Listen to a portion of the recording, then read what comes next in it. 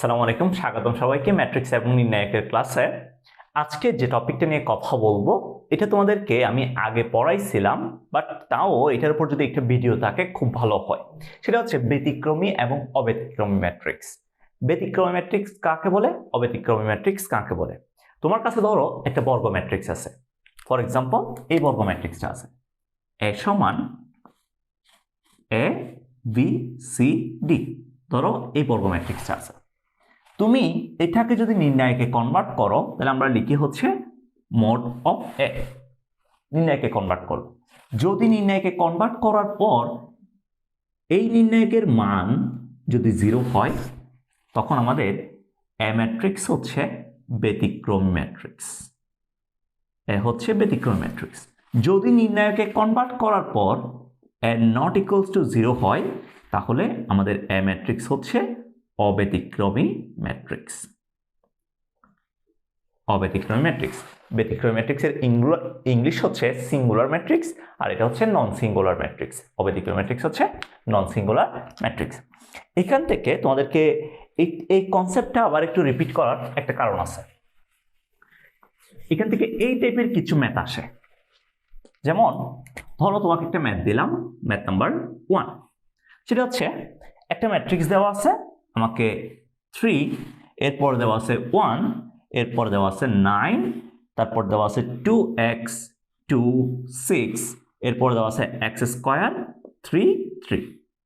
ধরো আমাকে এই ম্যাট্রিক্সটা দেওয়া আছে, বলতেছে ম্যাট্রিক্সটা যদি ব্যতিক্রমী হয়, ম্যাট্রিক্সটা ব্যতিক্রমী হলে x equals to what.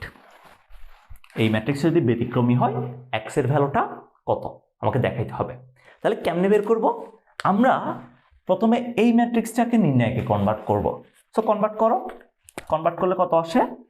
3 1 9 2x 2 6 x square 3 3 এটা আসে। এই নির্ণায়কের মান বের করতে হবে। এখন মান বের করব।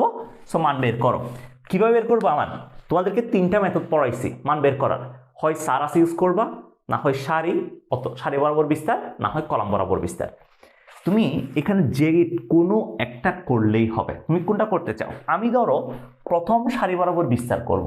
তো প্রথম সারি বরাবর বিস্তার করলে আমি এখান থেকে লিখতেছি প্রথম সারি বরাবর বিস্তার করে, প্রথম সারি বরাবর বিস্তার করে।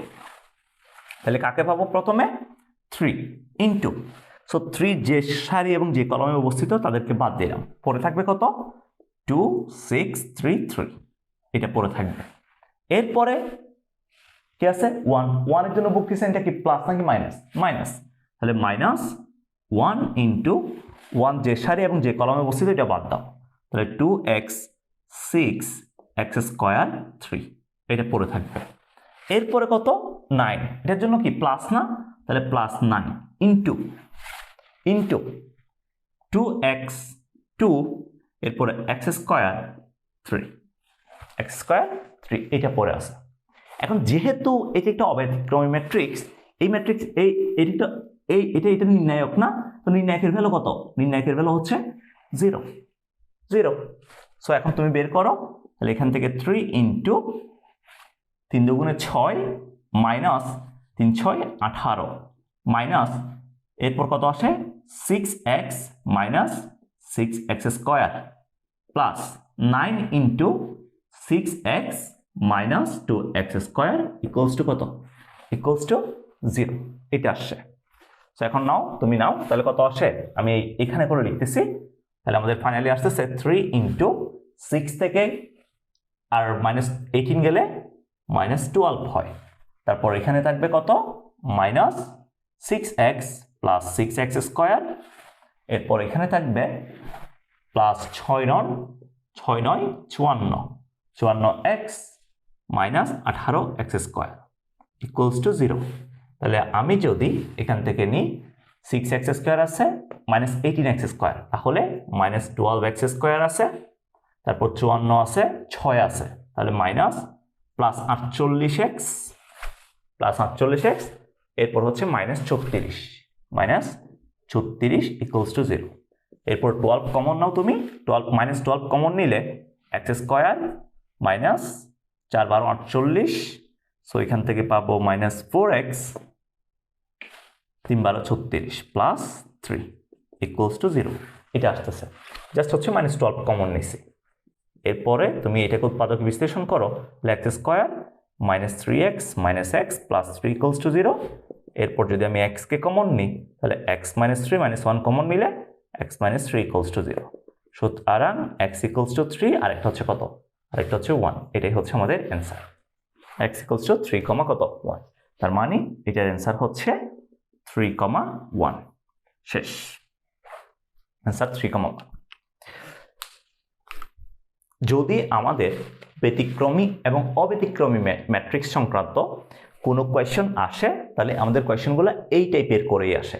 সো আশা করি এই ক্লাসটা করার পরে তোমাদের ব্যতিক্রমী এবং অব্যতিক্রমী ম্যাট্রিক্স সংক্রান্ত যত ধরনের কোয়েশ্চন আসবে ওইগুলো তোমরা সলভ করতে পারবে। আমি ছোট্ট আরেকটা কথা বলি, তুমি খেয়াল করো যখন তুমি সহগুণক বা অনুরাশি বের করো, এখানে একটা এমসিকিউ আসতে পারে। কিরকম ভাইয়া? এই যে আমাকে একটা 3/3 একটা নির্ণায়ক দিছে, ধরো 3/3 একটা নির্ণায়ক। এই 3/3 নির্ণায়কের আমি যে কোনো একটা ভুক্তির অনুরাশি বা সহগুণক যখন বের করতে যাই তাহলে আমি কি করি, এইটা যে সারি এবং যে কলাম বরাবর বসে তাকে বাদ দিই। তাহলে পড়ে থাকে কত? পড়ে থাকে হচ্ছে 2 6 3 3। আমরা এই যে ছোট্ট নির্ণায়কটা আছে, বাবু নির্ণায়কটা আছে, এই নির্ণায়কটাকে বলি এটার জন্য কি অনুরাশি। তাহলে দেখো তুমি বের করতেছিলা 3/3 নির্ণায়ক তোমাকে দেওয়া ছিল, তুমি যখন অনুরাশি বের করতেছো এই নির্ণায়কটা কত হয়ে গেছে, এই নির্ণায়কটা 2/2 হয়ে গেছে। সো এখান থেকে একটা এমসিকিউ আসতে পারে, সেটা হচ্ছে সবাই মাথায় রাখবা, তোমার কাছে যদি n/n আকারের কোনো নির্ণায়ক থাকে, তুমি যদি যে কোনো ভুক্তির অনুরাশি বা সহগুণক বের করতে যাও তাহলে তুমি যে নির্ণায়কটা পাবা সেটার ক্রমটা 1 কমে যাবে, n-1 হবে, n-1 হবে। এটা জাস্ট এমসিকিউ এর জন্য মনে রাখবা, আমি বলে দিছি, লিখে দিই নাই, তোমরা লিখে ফেলিও।